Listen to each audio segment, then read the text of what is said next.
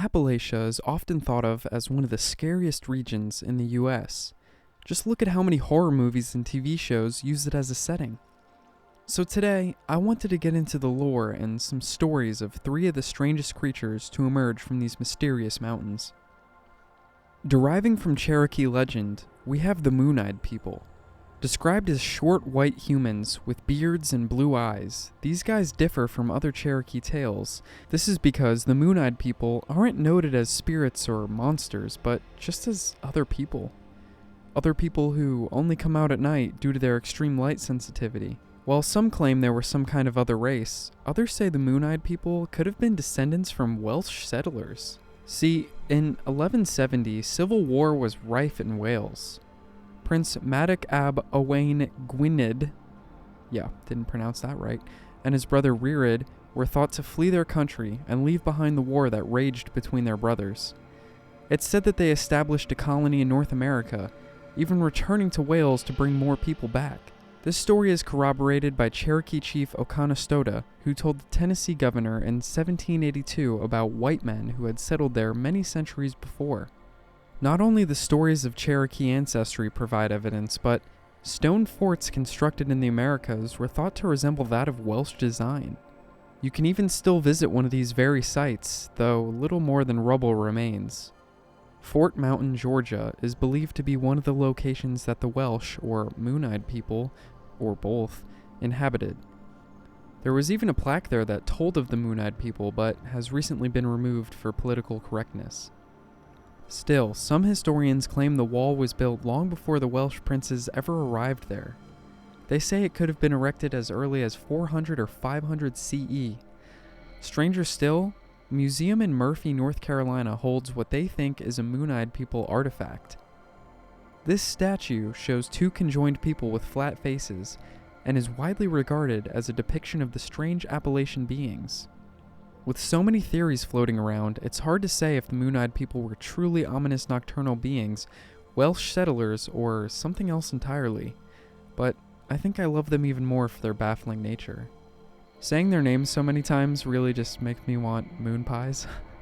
Anyway, here's a more modern-day tale about the odd beings, the Moon-Eyed People. I'd always thought the stories of the Moon-Eyed People were nothing more than folklore. Tales whispered by locals to spook hikers and campers in the Appalachians. But after what happened last fall, I know there's more truth to the legend than I ever wanted to believe. It was late October. My friends and I had decided to take a weekend camping trip. We found a secluded spot deep in the mountains, away from the usual campsites. Perfect place to unwind before winter set in. The moon was full that night, lighting up the landscape like a cold silver spotlight. The fire crackled as we swapped ghost stories, trying to scare each other, but nothing really seemed to work until that strange silence fell over the forest.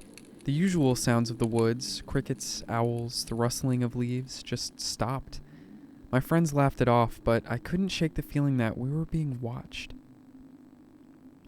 Later, I lay in my tent, wide awake, my skin prickling with unease. And that's when I heard it. A rhythmic thumping, echoing through the trees. It almost sounded like drumming. I sat up in my tent and started pulling my boots on. I stuck my head out, and that's when things got real weird. At first, I thought it was a trick of the light. There were pale figures moving through the trees at the edge of our camp. I rubbed my eyes, thinking I was seeing things, but when I looked again, they were closer. There were 4, maybe 5 of them, no taller than children, with skin as white as the moonlight reflecting down on them. Their eyes were what terrified me the most. Large, round, glassy looking, almost like those of an animal, but they were human, or at least they looked human. It seemed like they were draped in animal skins, the dark furs contrasting with their own pale skin. They stood there, staring at me from the shadows, and though they never moved, I could hear something, like laughing, but it was too faint to really make it out. The drumming continued its beat in the distance. My throat went dry, and I tried to call out to my friends, but my voice wouldn't come. I could feel the weight of their gaze pressing down on me, cold and unblinking. I forced myself to look away, scrambling fully out of the tent to wake the others. By the time we gathered around the fire, the figures were gone, but I knew they were still there, hiding in the darkness, watching us. None of the other guys saw them, but everyone could feel the strangeness in the air. It wasn't hard to convince them to pack it up right then and there. The silence of the woods followed us all the way down the mountain, and I don't think I was the only one feeling anxious. I haven't told anyone what I saw that night because it sounds crazy, but if you ever hear drumming in the Appalachian Mountains, I think it's best if you pack up and move along quickly. The knot deer is not very originally named, but it's still pretty weird. Basically, it's an animal that looks like a deer, but it's not a deer. Duh. They're known for having a look of higher intelligence behind their eyes, misshapen legs, oddly noticeable teeth, and being much more twitchy than a normal deer. They also have no fear of people and can even tend to be aggressive. To me, this sounds like it could easily be explained away by a deer with chronic wasting disease. I'm sure most of you know what that is by now, but it's an illness that impacts mainly deer and elk, making them sort of zombie-like, and covering almost all the traits of a knot deer that we just went over.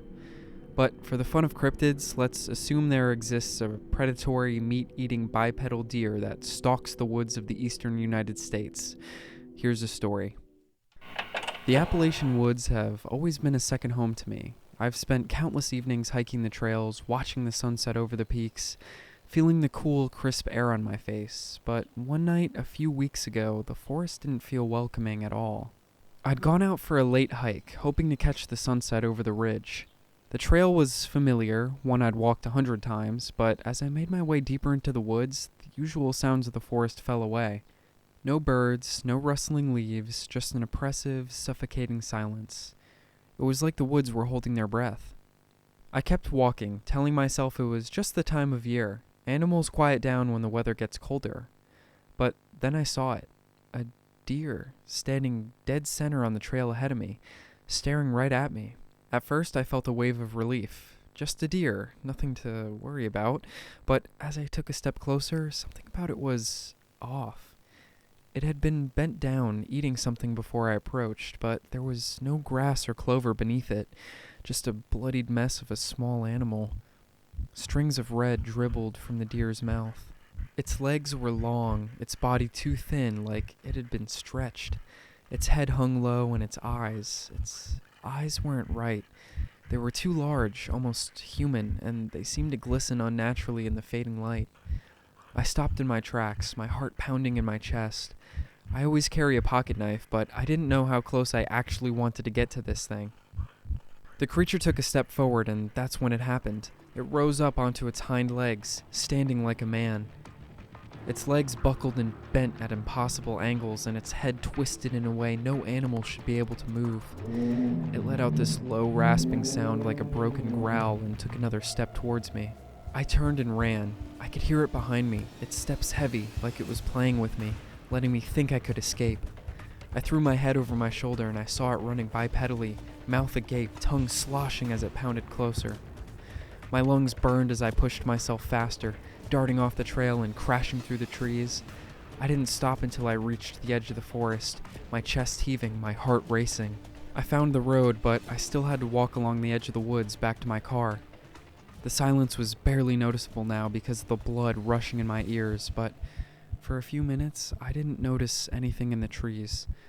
I allowed myself to catch my breath before jogging the rest of the way back. As I opened the door to my car, I heard a big thump and a rustle from the tree line. Nope. I got in and sped away. I looked into CWD, but there's just no way. I know what I saw wasn't natural. It wasn't a deer. It was something else, something that wears the skin of a deer but is far from it. I haven't been back to that trail since, and I don't plan to do any dusk hiking anymore. Lastly, we have the Hidebehind. This creature comes from classic American folklore and was brought up almost as a joke reason for why lumberjacks would sometimes fail to return to camp. The beauty of the Hidebehind is it utilizes a fear that all of us have while in the woods, the feeling of being watched. It's said that when you turn around because of this feeling, the Hidebehind quickly ducks behind a tree or any nearby object to conceal itself from you. It stalks ever closer as your fear begins to get the best of you, before it pounces and drags you back to its lair. There, it will eat you, particularly favoring the intestines. But here's where some of that good lumberjack humor comes in. The best repellent for a Hidebehind is alcohol. Apparently, the Hidebehind has a horrible aversion to this stuff, so if you don't want to get eaten on the trail, just crack open a couple cold ones. I think this creature even served as some of the inspiration for a new Minecraft mob called the Creaking. I mean, they do sound pretty similar. Also, you should absolutely check out this short film called Hidebehind. It's definitely worth a watch for you horror fans. Anyway, here's the story. A few weeks ago, my friends and I headed out to the App Mountains in North Carolina for a camping trip. We were loaded with snacks, drinks, and cozy clothes for the quickly dropping temperature. The first night, we sat around the campfire, telling stories from our college days and laughing, the flames flickering in the cool autumn air. But as the fire died down, I thought I heard something like faint footsteps just beyond the tree line. I hushed my friends, straining to listen, but the sound stopped as soon as they began. We all laughed it off as something dumb like a squirrel and forgot about it. But the next morning, I found deep scratches on the trees around our campsite. Long, jagged marks too high to have been made by any animal I knew of. My friends shrugged it off. One of them said it could have been a buck scraping antlers, but the tension in the air was undeniable. We tried not to let it dim the mood, but by nightfall, I'll admit I was a little nervous. Just as I was hoping we were in the clear, the footsteps returned. This time, they were closer, circling the camp. I grabbed a flashlight and scanned the trees, but every time I thought I saw something, it disappeared, seeming to dart behind the thick trunks before I could get a good look. My heart raced as the footsteps grew louder, faster, like whatever it was toying with us, hiding just out of sight. That's when I saw it, a dark shape, tall and lean, darting behind a tree. Then another, always moving, never staying still long enough for me to make out any details. My friends finally saw it too, their laughter turning to nervous whispers as the thing circled closer, always hiding, always just out of reach. My buddy ran over to his tent and pulled out the 9mm he brought. He screamed a warning and began firing shots into the tree line, emptying the magazine. He quickly reloaded, and we all just sat there in our chairs around the fire, almost too afraid to even swallow. We spent the rest of the night like that, only moving to keep the fire alive and sweeping the tree line with our eyes. At around 5 a.m., we decided it was time to leave. We packed up and headed out. I don't know if that thing was what I think it was, but I know this for sure. I'll never go camping without a gun. So there's 3 of Appalachia's scariest creatures. Let me know if there's any more you'd like to hear about. I've said in past videos that this region is home to me, so that makes each of these probably way scarier than they should be. Anyway, I agree with this statement to never go camping without a gun. That's just good sense. Thanks for watching.